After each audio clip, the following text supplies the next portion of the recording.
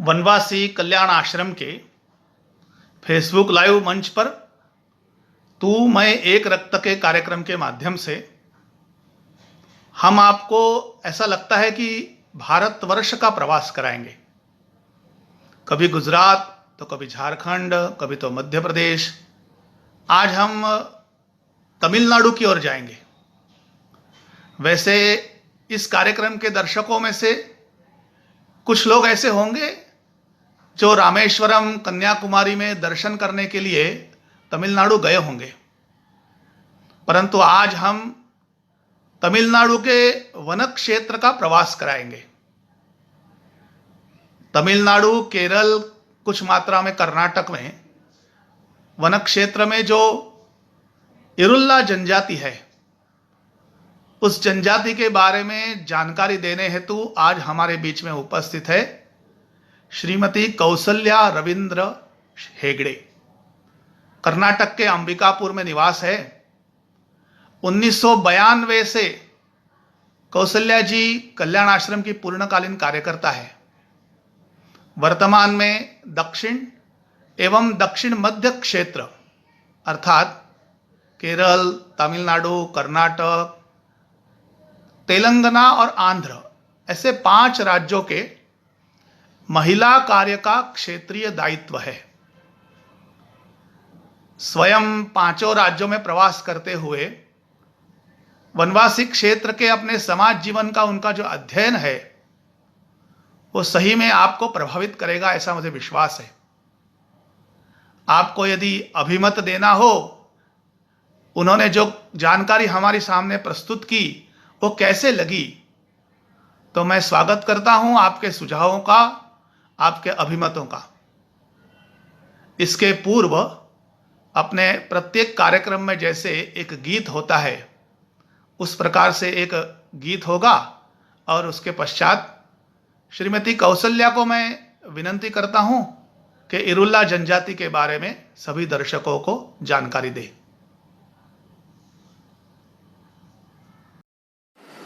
संस्कृति सबकी एक चिरंतन, खून रगों में हिंदू है। विराट सागर समाज अपना, हम सब इसके बिंदु हैं। राम कृष्ण गौतम की धरती, महावीर का ज्ञान यहाँ। वाणी खंडन मंडन करती, शंकर चारों धाम यहाँ। जितने दर्शन राहे उतनी, चिंतन का चैतन्य भरा। पंथ खालसा गुरुपुत्रों की, बलिदानी यह पुण्य धरा। अक्षयवट अगणित शाखाएं, जड़ में जीवन हिंदू है। संस्कृति सबकी एक चिरंतन, खून रगों में हिंदू है। कोटि हृदय है, भाव एक है। इसी भूमि पर जन्म लिए, मातृभूमि यह, कर्म भूमि यह। पुण्य भूमि हित मरे जिए, हारे जीते संघर्षों में। साथ लड़े बलिदान हुए, काल चक्र की मजबूरी में। रिश्ते नाते बिखर गए, एक बड़ा परिवार हमारा। पुरखे सबके हिंदू है, संस्कृति सबकी एक चिरंतन, खून रगों में हिंदू है। सबकी रक्षा धर्म करेगा, उसकी रक्षा आज करे। वर्ण भेद मत भेद मिटाकर नवरचना निर्माण करे। धर्म हमारा जग में अभिनव, अक्षय है अविनाशी है। इसी कड़ी से जुड़े हुए हम, युग से भारतवासी है। था अथाह जहाँ की महिमा, गहरा जैसा सिंधु है। संस्कृति सबकी एक चिरंतन, खून रगों में हिंदू है। हरिजन गिरिजन वासी बन के, नगर ग्राम सब साथ चले। ऊंच नीच का भाव मिटाकर, समता के सद्भाव बढ़े। ऊपर दिखते भेद भले हो, जैसे वन में फूल खिले। रंग बिरंगी मुस्कानों से, जीवन रस पर एक मिले। संजीवनी रस अमृत पीकर, मृत्युंजय हम हिंदू है। मृत्युंजय हम हिंदू है। संस्कृति सबकी एक चिरंतन, खून रगों में हिंदू है। विराट सागर समाज अपना, हम सब इसके बिंदु हैं। हम सब इसके बिंदु हैं। सभी को मेरी प्रणाम। मेरी नाम कौसल्या रविंद्र हेगड़े। मैं 28 साल से वनवासी कल्याण आश्रम में पूर्णकालिक कार्यकर्ता के नाते काम कर रही हूँ। मेरी दायित्व दक्षिण एवं दक्षिण मध्य महिला प्रमुख, केंद्र कर्नाटक की कारवार जिला में अंबिका नगर है। भारत की 450 जनजातियों में, सभी जनजातियों में एक एक विशेषता है। आज मैं दक्षिण भारत की एक जनजाति के बारे में बताना चाहती हूँ। सांप। सांप का नाम लेते ही सभी का रोम रोम खड़े हो जाती है। सांप का फुफकार डरावनी लगती है। सांप का रेंगना देखने को भी मन नहीं करता। लेकिन हमारे हिंदुस्तान में एक ऐसी जनजाति है जो सदियों से सांपों के साथ खेलती आई है। किंग कोबरा हो या जहरीली करैत सांप हो, इस जनजाति को उस सांप के साथ खेलना एक बाएं हाथ का खेल जैसा लगता है। ऐसी एक जनजाति हमारे बीच में है। यह जो जनजाति है, इनको ये सांप पकड़ने की कला सदियों पुरानी अपनी परंपरा से आई है। इस जनजाति का नाम है इरुला। तमिलनाडु में इन लोगों को इरुलर कहते हैं, कर्नाटक में इरुलिका कहते हैं, केरल में इरुलास ऐसा कहते हैं। इस इरुला शब्द का उत्पत्ति में एक कहानी है। वैसा देखा जाए तो द्रविड़ भाषा के संबंधित इस इरुला शब्द में शाम का अर्थ है। शाम यानी हिंदी में रात। रात यानी ये लोगों का चेहरा पूरा काला ही रहता है, ये लोग काले ही रहते हैं, इसलिए इरुला ऐसा नाम आया, ऐसा कुछ लोग बोलते हैं। और कुछ लोग बोलते हैं, सदियों पुरानी एक कथा बोलते हैं। एक पति पत्नी थे, वो जंगल में रहते थे। उस समय जंगल की सभी प्राणी पक्षियां बात करते थे। उस समय एक बार जो पति पत्नी थे, वो पति को आंख नहीं दिखता था, अंधा था। तो वो एक बार पानी पीने के लिए झरने के पास जाता है, तो कुछ प्राणियां बात करते हुए उसको सुनाई देता है। वो बात करते हैं कि अभी 3-4 दिन में यह पूरा प्रलय होने वाला है, ऐसा वो उसको सुनाई देता है। तब उस आदमी ने घर में आता है। घर में आने के बाद अपनी पत्नी से कहता है, देखो अभी 3-4 दिन में प्रलय होगा, ऐसा प्राणी पक्षी बात कर रहे हैं, इसलिए हम सावधानी से रहना है। इसलिए हम एक काम करेंगे, सब सामान लेकर एक अंदर की गुफा की ओर चले जाएंगे, ऐसा वो पति को कहता है। ऐसे ही वो लोग कुछ जरूरी वस्तुओं को लेकर वो गुफा में चले जाते हैं। गुफा में जाने के बाद 2-3 ही दिन में प्रलय आ जाता है। सभी कहीं देखे तो भी पानी ही पानी, लेकिन ये लोग गुफा के अंदर सुरक्षित स्थान में रहते हैं, इसलिए इनको कुछ भी नहीं होता है। फिर शंकर भगवान और पार्वती देवी ये इस दुनिया को देखने के लिए आते हैं, तो उनको एक जगह धुआं निकल रही है, ऐसा उनको दिखता है। तब ये लोग वो लोग पार्वती और परमेश्वर दोनों भी वहाँ आते हैं, गुफा की तरफ इनसे मिलते हैं। तो पति पत्नी को पूछते हैं आप कैसे बच गए, तब वो अपनी वृत्तांत बताते हैं। तब शंकर भगवान ने इस अंधेरे में भी आप सुरक्षित रहे, इसलिए आप लोगों का नाम इरुला होगा और आपसे अगला मानव संकुल बढ़ेगा, ऐसा कहानी भी बोलते हैं। अभी इरुला जनजाति के घरों में इस कहानी के मुताबिक शंकर भगवान का भी फोटो दिखता है। ऐसी जो कहने वाली इरुला जनजाति तमिलनाडु में तिरुवल्लुर जिला में बहुत अधिक संख्या में है।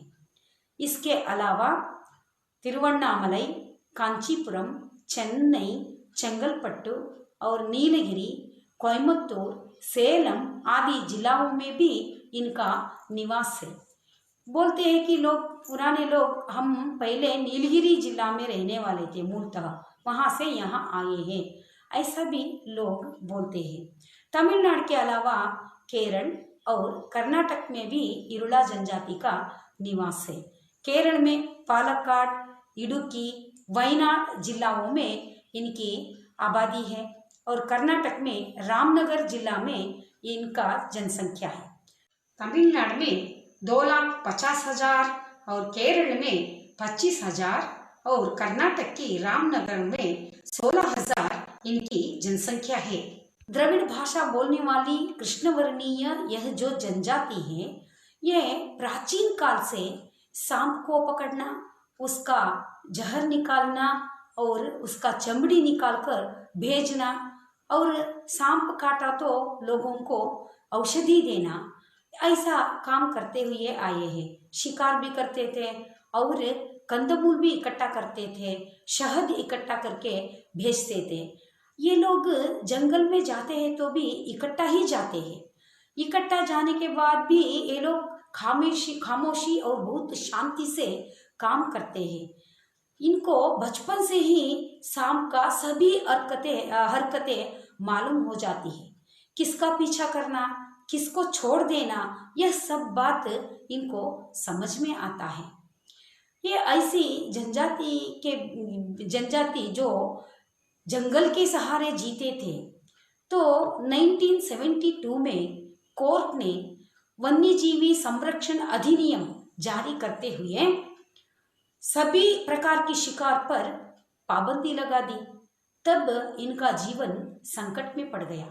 इसी समय में रोमुलु व्हिटेकर नाम के एक सरीसृप विज्ञानी और वन्यजीवी संरक्षणवादी, इनके बीच में इनका स्नेक पकड़ने की तरीका, जहर निकालने की स्वरूप और औषधि देने की तरीका और इनका समस्या, इसके बारे में जो अध्ययन कर रहे थे, उनको जो कोर्ट ये वन्यजीवी संरक्षण अधिनियम लागू करके पाबंदी लगा दिया सभी प्रकार की शिकार पर, तब उन्होंने सोचा इस जनजाति के लिए कुछ करना है।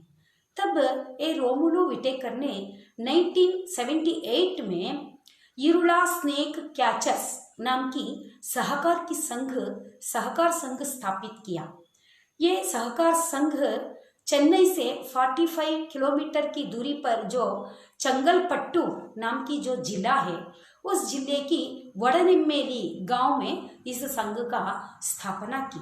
इस संघ का उद्देश्य यह था कि सांप भी बचना चाहिए और सांप काटने के बाद की जो औषधोपचार है उसके लिए एंटी वेनम औषध इस इरुला जनजाति का उपयोग करते हुए उत्पादन करना और सभी जगह भेजना और सांपों को भी रक्षा करना, इरुला जनजाति की आर्थिक के लिए कुछ सुविधा खड़े करना, इस उद्देश्य से ये रोमुलु विटेकर ने इरुला स्नेक कैचर्स नाम की सहकारी संघ की स्थापना की।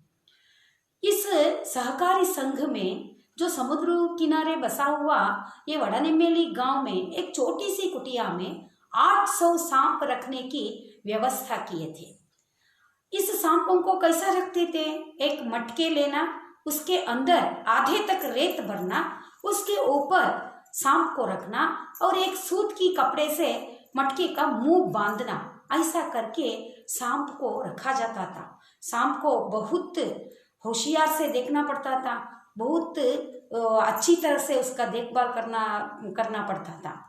और ये जब सांप पकड़ते थे, वयस्क और हेल्दी आरोग्यपूर्ण सांपों को ये लोग पकड़ते थे। एक बार सांप पकड़ने के बाद ये लोग एक सांप से 4 बार जहर निकालकर बाद में उसका चमड़ी के ऊपर एक निशान लगाकर जंगल में छोड़ देते थे। इसलिए निशान लगाते थे कि जब बार बार उसी सांप को पकड़ ना जाए, इसलिए वो निशाना लगाते थे। फिर भी सांप जब अपनी चमड़ी छोड़ देता है तब ये निशाना मिट जाता था। ऐसी रोमुलु विटेकर ने एंटी वेनम औषध तैयार करने में एक बड़ी क्रांति ही ला दी थी। पूरा देश भर की सभी अस्पतालों में इस तमिलनाडु के इरुला जनजाति के द्वारा तैयार किया हुआ एंटी वेनम औषध पूरा भारतवर्ष में ये भेजने लगे थे।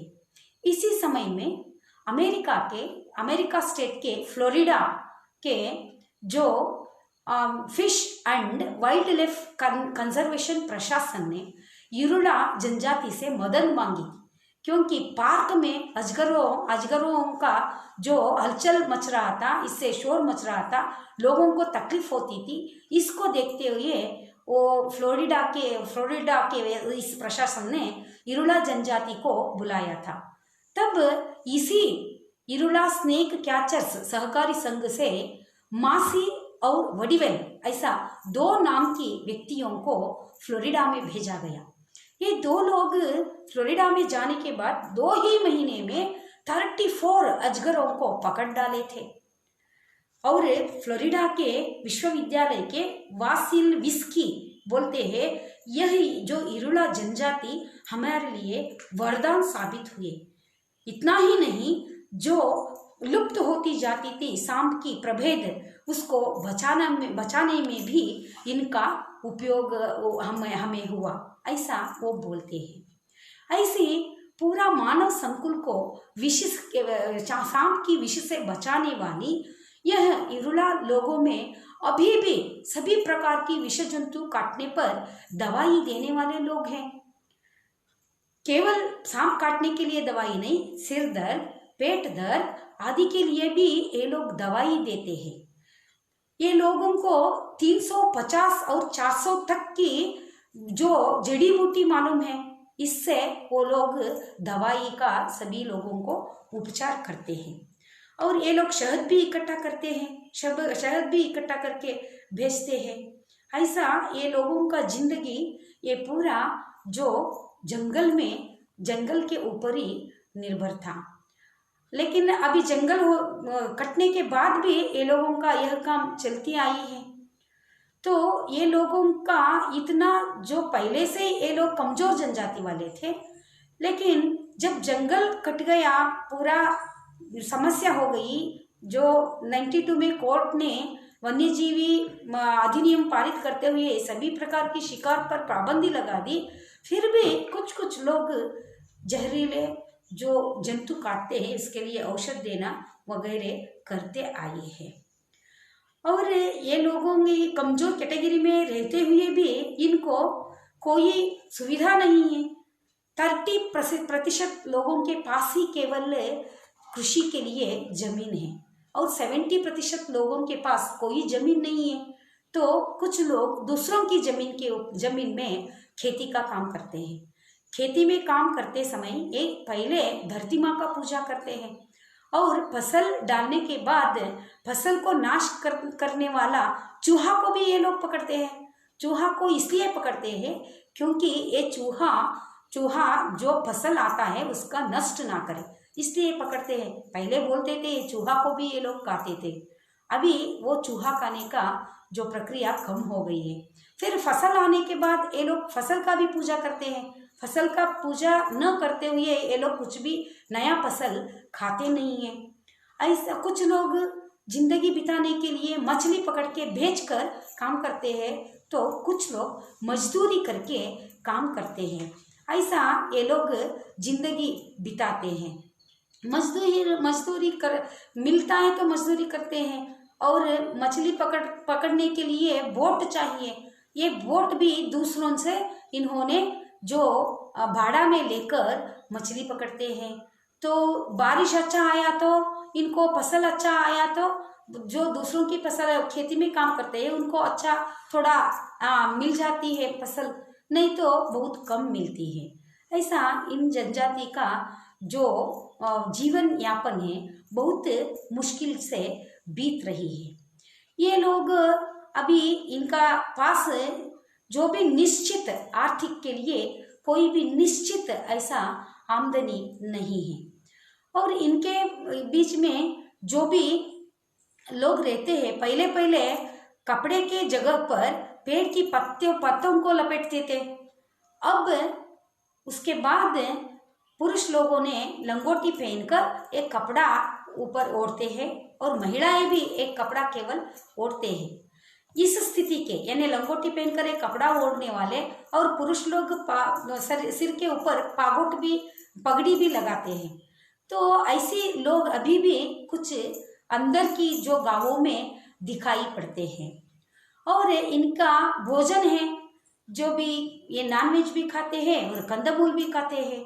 नॉनवेज में समुद्र से मिलने वाली सभी प्रकार की जीवी ये भोजन में खाते हैं और कंदमूल भी ये लोग खाते हैं। और इनके जनजाति में ऐसी एक विशेषता है तो गर्भवती महिलाएं, दाई भी इनके बीच में है। गर्भवती महिलाएं जब उसका बच्चा जन्म होने का समय आ गया तो एक कैसा पहचानते हैं, नाड़ी देखकर ये लोग ये गर्भवती महिला का शिशु जन्म अभी होगा या नहीं ऐसा पहचानते हैं। और इसके अलावा खीरा जो बोलते हैं उसका पत्ता और खीरा दोनों एक गर्भवती महिला को पिलाते हैं, सब्जी बना के खिलाते हैं। तो जन्म होने का समय हो गया है तो वो बच्चा पेट में दर्द शुरू हो जाता है और बच्चा आसानी से जन्म लेता है। अगर समय नहीं हुआ, 9 महीना नहीं हुआ ऐसा है तो पेट में दर्द नहीं आता है। ऐसे अच्छे दाई लोग भी इनके बीच में हैं। ऐसी जनजाति की शिक्षा के ओर अगर हम देखेंगे तो शिक्षा का प्रतिशत केवल 30% है। अभी 10-15 साल से ही बच्चे स्कूल में जा रहे हैं, वो भी 7वीं 5वीं या 10वीं 12वीं के बीच में ही स्कूल छोड़ देते ये लोग। कुछ बच्चे स्कूल में ही नहीं जाते, हायर एजुकेशन बहुत कम है। अभी इस जनजाति में तमिलनाडु में 5 टीचर्स, 2 डॉक्टर्स, 2 वकील, ऐसा 2 वकील और 2 पुलिस ऐसा लोग काम कर अच्छी पोस्ट में पहुंचे हैं। हमारे तमिलनाडु की प्रांत सह महिला प्रमुख जो है इसी इरुला जनजाति की है।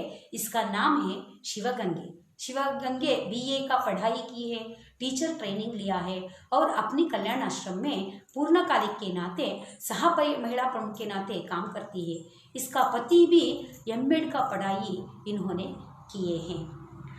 अगर इनका धार्मिक उत्सव आदि हम देखेंगे तो ये लोग कुमारी कन्नी अम्मा ऐसा नाम की देवी को पूजा करते हैं।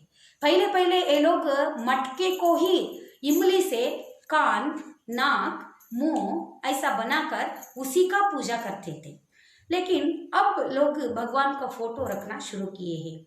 ये लोग मासी माह में जो जाते हैं, मासी माह यानी फरवरी की पहली या आखिरी ऐसा महीने में फरवरी का पहला और या दूसरी ऐसा तारीख में ये लोग जो चंगलपट्टू में महाबलीपुरम नाम की गांव है, उस गांव समुद्र के किनारे बसा हुआ है, उधर जाकर लाखों की संख्या में कन्याम्मा की पूजा करते हैं। ये लोग मानते हैं कि ये कन्याम्मा 7 बहन है, ऐसा मानते हैं। कन्याम्मा भी हमारे पूर्वज है, वो हमारे ऊपर आती है, ऐसा भाव से यहाँ ये लोग पूजा करने के लिए जाते हैं। खुले आसमान में 3 दिन समुद्र के किनारे में ये लोग बसते हैं। बसने के बाद जो इनका पुजारी रहता है उनको धर्मकर्ता कहते हैं। ये धर्मकर्ता वो जब जो शरीर के ऊपर जो पुराने व्यक्ति, मरा हुआ व्यक्ति और ये कन्याम्मा आने की बात कहते हैं, कहने के बाद सांप जैसा फुफकारता हुआ और झूमता हुआ वो रहता है। तब उसके बाद किसी व्यक्ति को शरीर के ऊपर कन्याम्मा आई, ऐसा ये लोग समझते हैं, या अपनी पूर्विक लोग आए, ऐसा लोग समझते हैं। और उसके बाद बकरी की बलि देते हैं। बकरी की बलि देने के बाद उस रक्त को एक थाली में रखकर वो जिस व्यक्ति के ऊपर वो मासी जो कन्याम्मा आई हैं या अपना पूर्वज लोग आए हैं, वो लोग उसका खून पीते, थाली में रखा हुआ खून पी जाते हैं। और ये लोग बच्चों का, छोटे छोटे बच्चों का कान छेद है और मुंडन करना आदि काम भी वही करते हैं। और जो हम प्यार का बात बोलते हैं, अभी दुनिया में पूरा प्यार प्यार ऐसा हलचल मचता रहता है।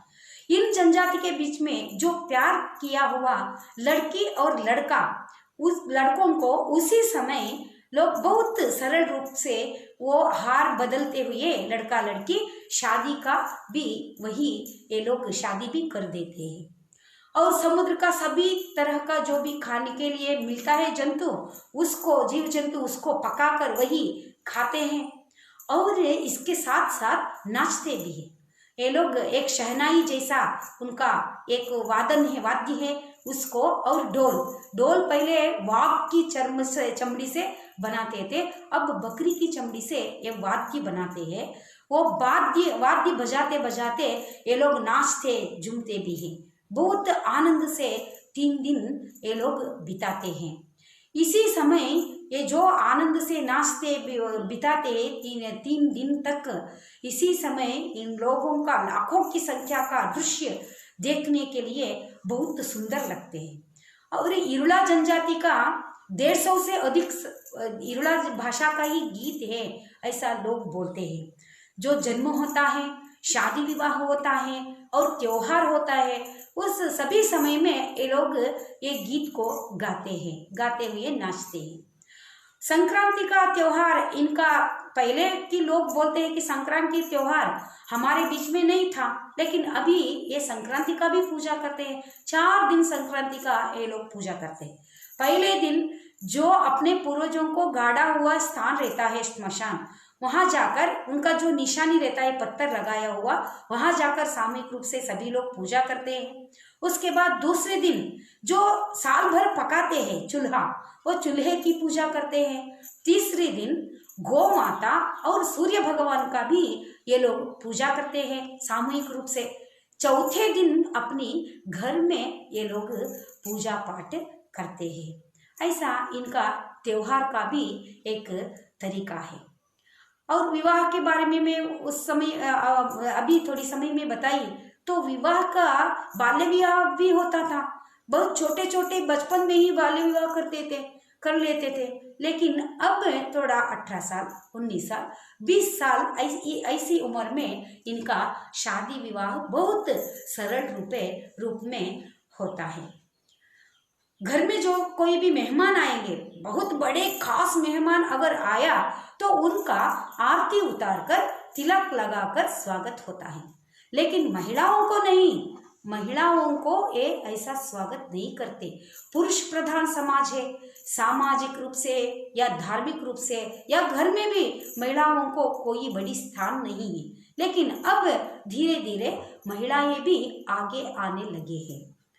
और ये इन लोगों का मृत्यु हो जाती है, मृत्यु के समय में ये लोग जो शव रहता है उसका पांव मोड़ के पद्मासन के रूप में उसको गाड़ते हैं, गाड़ के बाद उसके ऊपर माटी डालते हैं। ऐसा इन लोगों का कुछ संस्कार है। और ये लोग नाम रखते हैं, पहले मासी अम्मा और जो अपनी 7 बहन हैं जो मासी अम्मा ऐसा रखते हैं, शिवगंगे रखते हैं और अय्यनार रखते हैं, ऐसा अलग अलग नाम रखने वाले ये लोग हैं। वैसा हम देखा जाए, खान छेदन का हो, जन्म का संस्कार हो या विवाह का संस्कार हो या मृत्यु होने के बाद गाड़ने का संस्कार हो, ये सभी जो ये इनका विधि विधान है, संस्कार का स्वरूप है, ये सब तू मैं एक रक्त का भाव जगाता है। इनके बीच में अभी देखिए, इनके बीच में जो गरीबी है और इनका इनोसेंट भाव है, इसका उपयोग करते हुए मतांतरण भी इनके बीच में ज्यादा हो रही है। इनका नाम नहीं बदलते, लेकिन घर में जो भगवान का फोटो है उसको निकालने के लिए प्रेरित करना और उनके बीच में मतांतरण के लिए जो भी सहायता, उनके बीच में जो भी कष्ट है उसका ये फायदा लेते हुए उनको चावल या कुछ भी सहायता, घर के लिए सहायता ऐसा कर देना और उनका मानसिकता में बदलाव लाना, ऐसा करते करते इनका मतांतरण भी बहुत बड़ी पैमाने पे ये लोग कर रहे हैं। इनका गांवों में मूलभूत सुविधाओं की कमी है। घर तो केवल जो बम्बू बोलते हैं उससे जो बनाया हुआ दीवार वही रहता है। ऊपर छत के ऊपर वो लोग जो घास डालते हैं, अब अभी हम तिरुवल्लुर जिला में अगर हम देखेंगे तो वो घास की जगह प्लास्टिक आया है। ऐसा बहुत मूलभूत सुविधाओं का भी इन लोगों के बीच में बहुत कमी है। जब हम हिरुला जनजाति के गांव में जाते हैं तब लोग बोलते हैं, बहुत पुराने लोग, बुजुर्ग लोग बोलते हैं, चेन्नई शहर जो बना है वो बहुत हिस्सा जंगल था, हम उस जंगल पर निर्भर थे। जैसे जैसे शहर बढ़ता गया वैसे वैसे जंगल काटता गया, हमारा जीवन भी बहुत मुश्किल हो गया, ऐसा बोलते हैं। और कुछ लोग ये भी बोलते हैं, अभी हम एसटी का सर्टिफिकेट मांगने के लिए जाते हैं तो जो कुछ अधिकारी बोलते हैं, आप हिरुला है ऐसा कैसा समझ सकते हैं, तो आप लोग थोड़ा चूहा पकड़ के दिखाओ, सांप पकड़ के दिखाओ, ऐसा भी हमको परेशान करते हैं। ऐसा करके बुजुर्ग लोग अपना मन की बात बोलते हैं और बोलते बोलते ये भी पूछते हैं हमको, जहाँ जंगल ही नहीं रहा तब वन्यजीवी कहाँ रहेगी, ऐसा हम ही से ये लोग पूछते हैं। 2014 में जब चेन्नई में बाढ़ आया था, उस समय में सभी का नजर चेन्नई शहर की ओर ही था, सभी लोग सहाय हस्त चेन्नई की ओर फैला रहे थे। उस समय चेन्नई से लगा हुआ इस जिला में हिरुला लोग बहुत परेशानी में पड़ गए थे। जब वनवासी सेवा केंद्र तमिलनाडु के द्वारा इन बाढ़ की जगह देखने के लिए तिरुवल्लुर जिला में हम गए तो छोटी झुग्गी झोपड़ी जो पानी में डूब गया था, कपड़े बह गई थी, बर्तने बह गया था, कुछ भी नहीं बचा था उनके साथ। तब वनवासी सेवा केंद्र तमिलनाडु के द्वारा हम अलग अलग लोगों से मदद मांगे तो बेंगलुरु का यूथ फॉर सेवा है, हिंदू सेवा प्रतिष्ठान है और सेवा इंटरनेशनल है और ऐसी अलग अलग संघ संस्थाओं से ये हम मदद मांगे थे। लगभग 2 महीने तक हम 1 करोड़ रुपए की सहायता इस जनजाति के बीच में हम राहत कार्य में किए। जो उनको टारपालिन चाहिए और घर के लिए बर्तन चाहिए, महिलाओं को, बुजुर्गों को और बच्चों को कपड़े चाहिए, चावल चाहिए, सब तरह की सामान पहुंचाने की काम किए वनवासी सेवा केंद्र तमिलनाडु ने।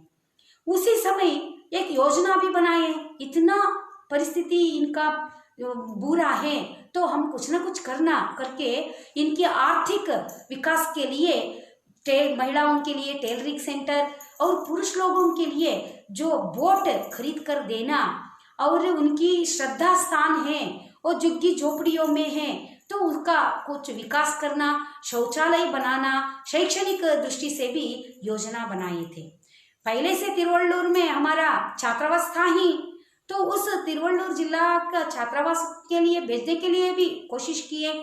बाद में हम ये पूरा योजना बनाने के बाद उस जिला में, जो तिरुवल्लुर जिला में हमारा एकोपाध्यायी पाठशाला थोड़ी संख्या में चलती थी, वो बड़ी पैमाने पर चलने लगी और तिरुवन्नामलई और कांचीपुरम आदि जिलाओं में भी हमारा एकोपाध्यायी पाठशाला प्रारंभ हो गया, श्रद्धा जागरण केंद्र प्रारंभ हो गया, हितरक्षा का कुछ हलचल चलने लगी। लेकिन आर्थिक दृष्टि से जो सोचे थे टेलरिंग क्लास करना है, बोट खरीद कर देना है, यह काम हम कर नहीं सके और इनके गांवों में टॉयलेट रूम बांध कर देना है, श्रद्धा स्थानों को जीर्णोद्धार करना है, यह भी हम कर नहीं पाए। इसमें दानदाताओं का भी कमी था, इसलिए हम पूरी सहायता अभी भी कर नहीं पाए हैं। ऐसी जो दक्षिण भारत का जो भी इतना पिछड़ी पीटीजी ग्रुप का इरुला जनजाति है, इनका जो भी छोटी सी परिचय मैंने करने की प्रयास की। इस दानदाताओं ने इसका सभी का हमको सहायता फिर करके इनका डेवलपमेंट के लिए सोचेंगे। ऐसा करते हुए मैं मेरी बात को समाप्त करती हूँ। सभी को धन्यवाद।